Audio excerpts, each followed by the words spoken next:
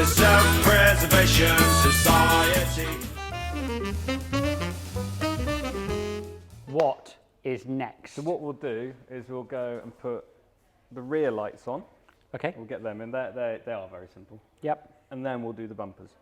Excellent. All right, let's throw the rear lights on, including presumably indicators at the rear. They're all built in one unit. All built in one cluster. Yeah. So, yeah, they all come in a box from Mini Spares. We're not allowed to say pile them high and sell them cheap. And that is a mini indicator and light unit which comes with a lovely 3-bolt connection at the rear. So I'm presuming I need to throw these at the back and then do 3 bolts up. Yep. It's a high quality unit. And so basically, so at some point, presumably we have to get the Sparky in to connect all of this up. So it's all very well fitting it to the car, but it needs to be connected into the electrical system and the battery. But for now, literally a 3-bolt job into this lovely, nicely designed hole at the rear of the car, and then you can thread it through all on a nice sort of spongy spacer. Lovely. It's important for increase of downforce, but what the rule makers don't realise is that we actually have more than the required amount of flex here, which ditches drag at the highest speeds. So we're trying to get away with that before they rumble us. That's why we use this particular grade of MDF to generate the aerodynamic plane.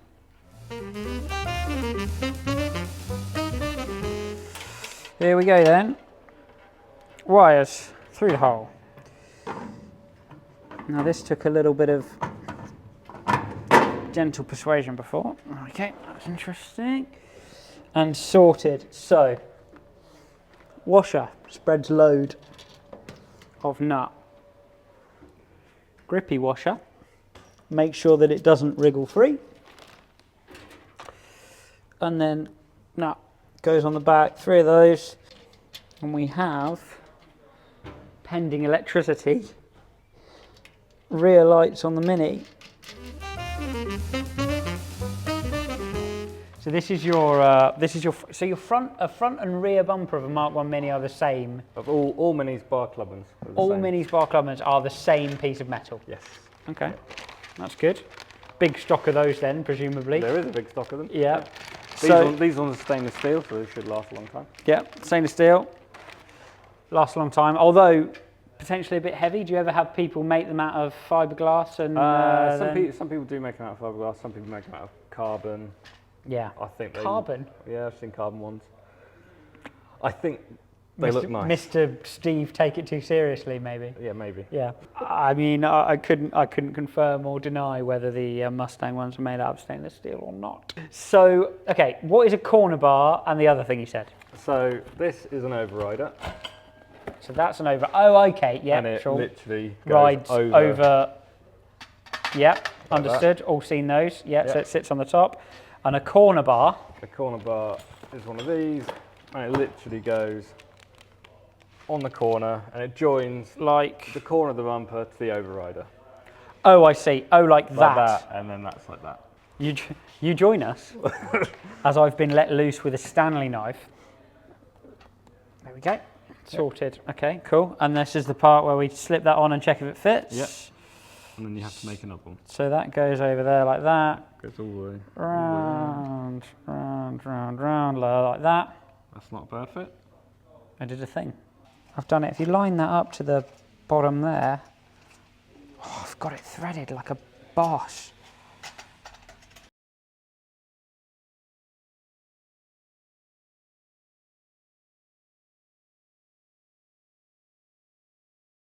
So, after an extremely swift build of the bumper I'm incredibly proud of, we are going to fit these indicator lights. The reason we're going to fit them is because they sit there, just inside the bumper.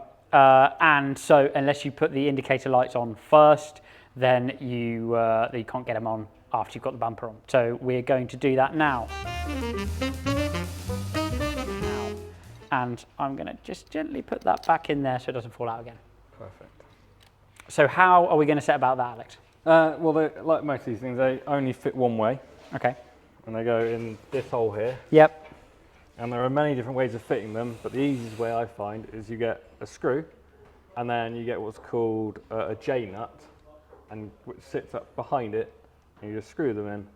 Hey presto, done. Screw them in, all they do is they get pushed in, like that. Pushed in there.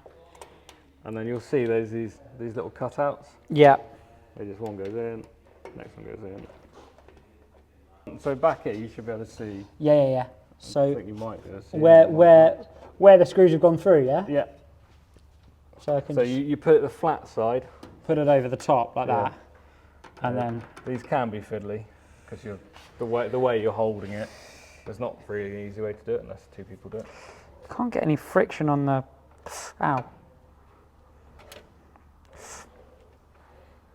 How do you get friction on the nut side? You push against it. I can do it if you want. They're a bit difficult. And somebody on the comments will probably say we're doing it totally wrong, but Love those guys, they're really great. they can come build it. You move out of the way a second. Yeah, you move out. No, I don't mean it like that. Just move out of the way a second, let the expert. I'm going to be impressed with this. Because that is the wrong size. Ah, That's why I wasn't going in. it wasn't me. My J-nuts are always the correct size. Put all the wire through first, Yeah. so you don't catch it. Might need a little bit of persuading because these tabs don't look quite wide enough. Oh, I see. So you wind the screws through first and then you... And then put the J-nut on. And there should be a bit of resistance, but you'll feel it just do up. More excellent screwdriver technique. There we go. Done it. Gripping it. Yeah. Gripping it. And then just start on the other one. Second nut. How to build a Mini the wrong way with Not completely the wrong way, With- slightly the wrong way. slightly how to build a Mini slightly wrong. More unboxing. And it's a clip-on job. Nope. No. Oh no. This is quite fun. Okay. So what you'll do is I normally drop it down Okay. underneath. Underneath. Yeah. Oh, I'm with And you. then you use your little plastic tool. To slip it inside that front gaiter. So that's how we get this. So that goes in there, like, and you kind of got to like shoehorn it in. Yeah. Like kind of cake. Get in. Boom. Boom. And then just make sure it's the right way around. Lights on, indicators on, bumper built. The moment of bumper truth,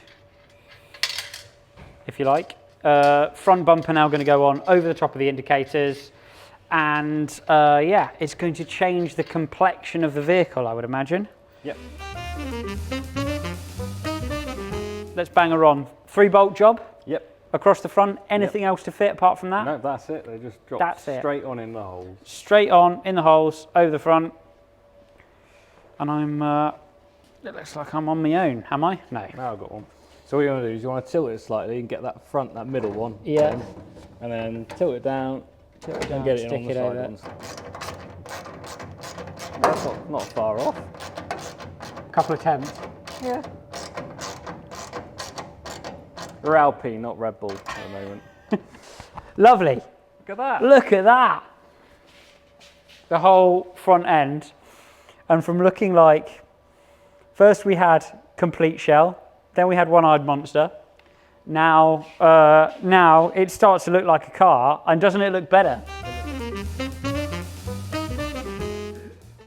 So what we're doing now, mini friends, is putting on these very Swiftune, lightweight wing mirror mounts, which are not complicated unless you get them the wrong way around, because they will go on the wrong way around. And this is my first 50%er I've got right of the day, because I picked up the right one and went, is this the right one? And Alex went, yes. Very easy, 3 times captive nuts, 3 times bolts. On they go. Add that, the most important part of the car, because it's where we'll be seeing the competition. And Alex has been saving the best till last.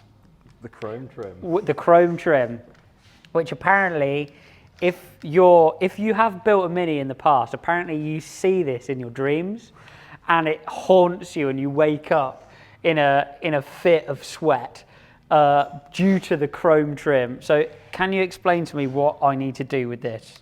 Yeah, so you basically, so what it does, it's got a little opening on it. Yeah.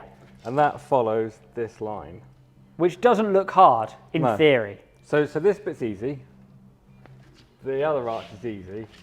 It gets difficult here because this is obviously rolled like this.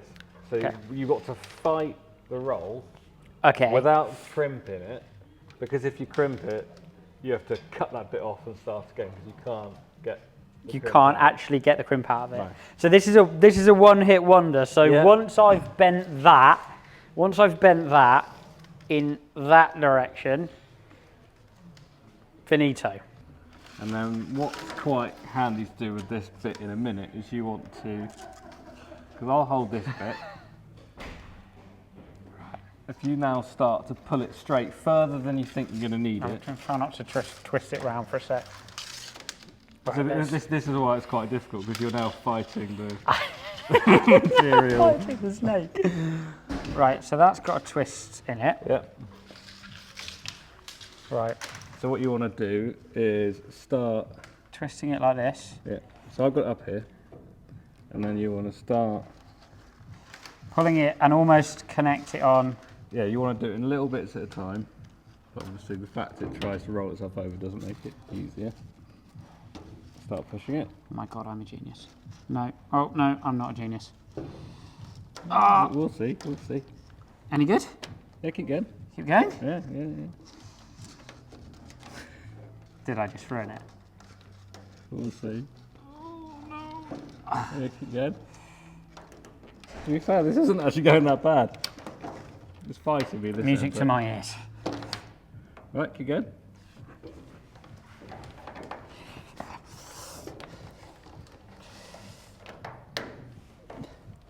Yeah, you're making it work. You're making it work behind the scenes over there.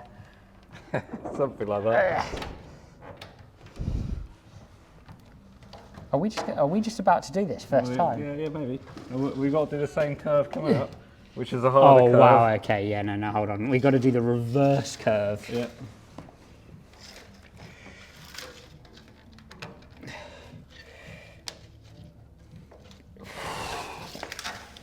All in a day's work for Mini Man. Let's start making your way around. Why are you so arduous? There you go, keep going.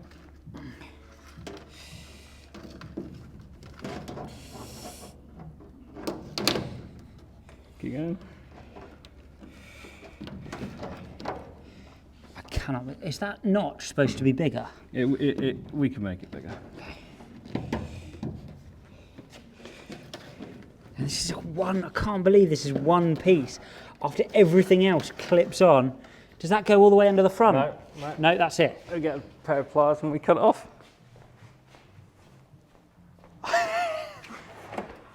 I can't believe we've done that. I'm happy about that. Thank you, sir. So, end of day 2 of the mini build. It's been great fun. As always, down here at Swiftune, they've been tremendous hosts. And it's looking a lot different from how it looked at the beginning of the day, which was the aim. So we've got grills in, we've got bumpers in, we've got lights and indicators in, and even a little bit of trim on the car.